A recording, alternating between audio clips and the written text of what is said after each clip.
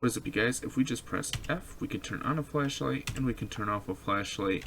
And if we need more batteries, we just come up and press E and we get the batteries that we need. What is up, you guys? Today I'm going to be doing a video on how to make a flashlight with batteries for your horror game. So the very first thing you're going to want to do is you're going to want to open up your character blueprint. And once that's done, you're going to want to go to the viewport and add a component. From here, you're going to want to look up light and get a spotlight. And this is basically going to be the cone of which the light is actually going to be projecting for our flashlight. And if you bring it up to your mesh and you drop it in, it's actually going to be attaching to our character, to which we can actually specify that we want the head. So the reason we're actually doing this is, as you can see here with the animation, when you have a flashlight holding in your hand, it's not going to be steady and constant in one spot. It's going to jitter around a little bit and move around, so it gives it a little bit more realism to it. And then simply all you're going to want to do is you're just going to want to basically drag your light over here, bring it a little bit forward, so that way it's right in front of the head of the player. Think about maybe like that. So it's right in front. And of course you can change your intensity. I'm going to set it to the max so that way it's easier to see. And then you can also change the color of your flashlight. And as for the inner cone, that's how bright the light's going to be. And then of course your outer cone angle is how far that light is actually going to be affecting, and so on. So change these accordingly to what best fits you. And if I just compile and save this real quick, I can probably show you what that looks like. Yep. So as you see, in front of our character here, we have our light. So if I just kind of move around, it's, moving up and down slightly, left and right slightly because of our animation. Alright, so now what we're going to want to do is we're just going to want to make sure that we're in our event graph for this next stage. And then come up here to edit and go to project settings. And the reason we're doing this is we're actually going to be setting up our keyboard function. And to do that, you're going to want to go to input. And then for our action mappings here, we're going to want to create another one. And this is just going to be called flashlight. And the key that we're going to do for this is go with the F key. Let's just go with the F key, and then what you're also going to want to do is you're going to want to make another one. This one's going to be our interact key, and then this, of course, set this to whatever you want. I'm going to just use the E key. So E for interact, F for flashlight, and that basically sets everything up for that.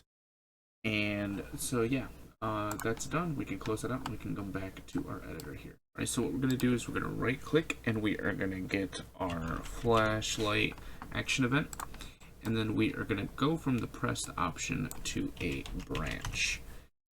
And in order to get the condition set for this, we're going to want to create a variable, and we'll just name this is flash on, is flash on, and we'll just leave this as a boolean and connect this in for our condition. Hit compile and you'll have the ability to change the default value. We're going to leave this off for this instance, and so now that we have that set up, let's go on to the next section. Alright, so now what we're going to want to do is we're going to want to go to our spotlight and we're going to want to uncheck visible. And the reason we're doing this is because we want our flashlight to start in the off position. If this is left on, flashlight's going to immediately be on, so just change that according to what best fits your situation. From here, what we're going to want to do is we're going to want to drag in our spotlight to get a reference, and then drag this out and do set visibility. And what we're going to do is, if true, it's going to lead to is our flashlight on. And then what we're basically going to do is we're going to copy the same setting, and we're going to do this for the false. And so if it is false and our flashlight is on, we are going to want to turn it off. If it's off, then we're going to want to turn it on. So it's that same premise, we're just repeating it and just making sure that we are checking the two boxes which are not connected to these ones up here. Alright, so now what I'm going to do is I'm going to show you a little trick here where if we select this entire thing and right click, we can collapse this to a function called light on, and then this way it's actually easier to call later on, as well as keeps our code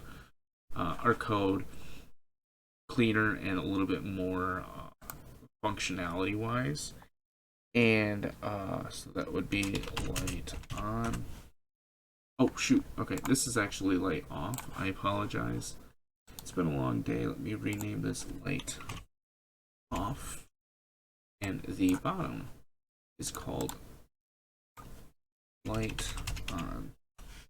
So this is basically going to be easier, so we can reference to like our flashlight's turning off, our flashlight's turning on. Sweet. Okay, so now that's done, we are going to want to basically create like our battery system. And so what we're going to want to do is we're going to want to create a custom event. And we're just going to call this battery. We zoom in here and get a better view. Alright, sweet. And now what we're going to do is we're going to create a branch, which is going to have the same condition that we had previously, like is the flashlight on. And what we're also going to want to do is we're going to want to create a variable, and we're going to call this battery. And we're going to name, turn this to a integer. And battery. Come on now. Battery 1, there we go. So battery, and then we are just going to drag this in for our true. And we're actually going to begin the process of subtracting the power output for our battery. Alright, so what we're going to want to do is we're going to want to do a integer minus integer, and the top of which is going to be our battery 1 or whatever you have labeled, and then the bottom is like how much we're going to be decreasing it by.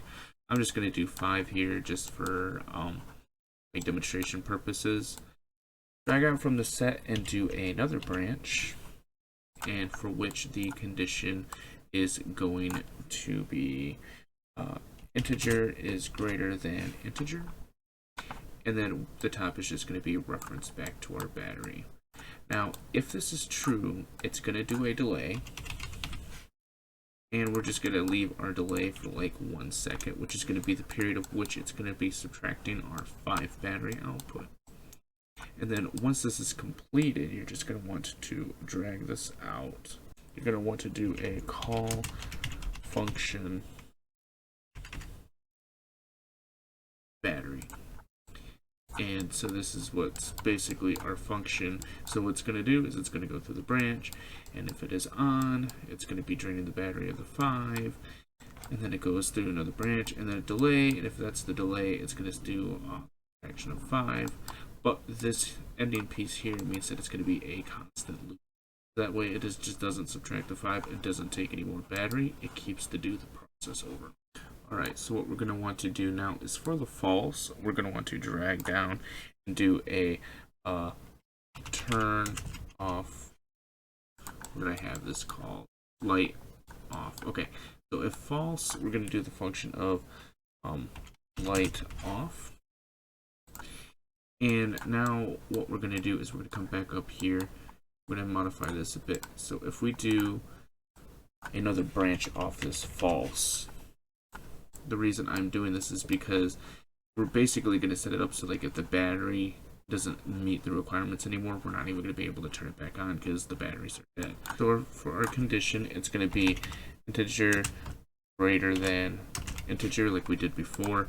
It's the same premise. Battery to the top, leave 0, because if there's no more battery, you can't turn the flashlight on. And so once that's done, just call the function of battery, because it's going to be calling the process to drain our actual battery. So if we move this down here, so flashlight's on, it's calling the function for the battery. It keeps ticking and ticking. When it runs out of battery, it's going to be like, hey, no more battery, we can't turn it on, the light turns on. Does that make sense? I hope so. Alright, so now what we're going to do is we're going to want to work on the battery pickups. We're going to do another custom event, and this is going to be just battery pickup. And from that, what we're going to do is we're going to want to get our battery 1 and connect this. And for our battery 1, we're going to drag down, and we're just going to do a integer plus integer in this case, because we're actually going to be adding. And the top is going to be battery 1, which, by the way, I just realized we didn't set for our default value. So let me compile real quick and set the default value to whatever. This is how much the battery is going to start off with. So we're going to just start off with 100. And so now that that's set, what we're going to also want to do is for the bottom one, we're going to want to do a random integer in range. Now, of course, you can set a specific value. I'm just doing this because I want it to be somewhere from if I pick up a battery, it could be a half dead battery, and it could be a fully charged battery. So now that that is done, what we're going to want to do is we're going to want to drag out from this one, and we're going to want to do a greater than or equal to integer. And the bottom is just going to be the max 100, which we've already set up. So if it reaches 100, that's a full battery. You can't go any higher than that. Alright, so for the output on the set, we're going to do a branch, and for which the condition is just going to be our greater than value here, and just make sure that it's continuing to be set at 100, because that's going to be our max battery. Actually, we should probably comment these out. So if we just select everything, press C, this would be battery pickup, so that way we can kind of keep track of what's going on. C, battery drain. And for our top, this is going to be flash light on and off.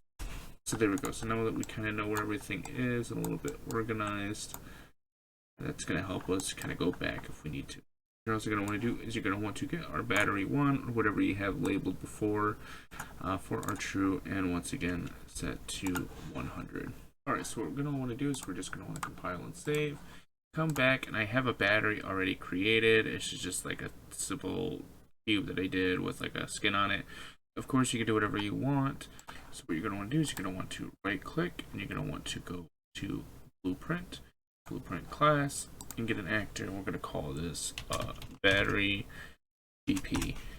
And open that up, and in here you're going to want to add a static mesh.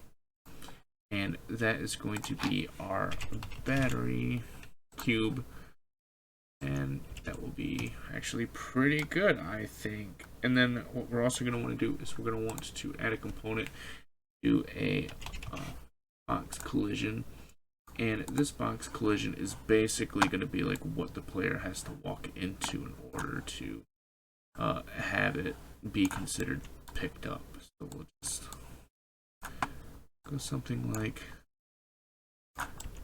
that.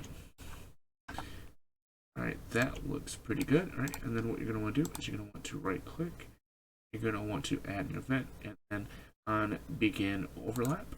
What we're also going to want to do is we're going to want to do the same thing, but then on end overlap. And for our other actor, it is going to be a cast to first person, third person. It doesn't really matter. It's just whatever your blueprint is. So for me, I'm using the third person template, so I'm going to be casting the third person character. You're going to want to do this for both third character. And what you're going to want to do now is you're going to want to hold down G and click. And this is going to be our open for the top, and our bottom is going to be closed for our gaze. Alright, so now what we're going to want to do is we're going to want to get our interact action event. And when pressed, that is going to go into the enter. Make sure you also have consume input unchecked, because we want to use that in other locations as well. And from here, what you're also going to want to do is from as third person character, you're going to want to drag down and call the battery function. Oh, I apologize. Battery call battery pickup, which is the function that we did here. And from that, you're going to want to have the exit be the that. And what you're going to want to do is you're also going to want to destroy the actor, because we don't want the battery to be there anymore, so we can't like continue to pick that up. Now in order to get this to run, let me get rid of these other nodes here, we don't need them.